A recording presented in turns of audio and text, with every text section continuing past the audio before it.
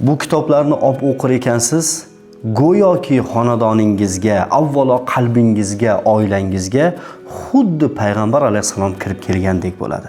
Biz uchun Qur'oni Karimdan keyin birinchi o'rinda turadigan, inson qo'li bilan yozilgan eng afzal kitob shubhasiz bu Sahihul Buxoriydir. Vatandoshimiz Imom Buxoriy tomonidan yozilgan ushbu kitobni sevmagan, yaxshi ko'rmagan, hayoti davomida hech bo'lmaganda bir marta murojaat qilmagan musulmon bo'lmasa kerak.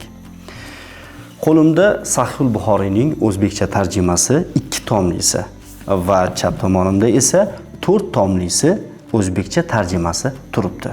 Ushbu kitobni istasangiz 2 tomlisini, istasangiz 4 tomlisini Uzum Marketning Munir nashriyot do'konidan xarid qilishingiz mumkin. Yoki izohlarda plus belgisini qoldirsangiz ham bo'ladi. Imom Buxoriy bilan birgalikda Rasulullohning hayotlarini, bizga o'rgatganlarini, sunnatlarini sahih manbadan, eng sahih manbadan o'rganasiz.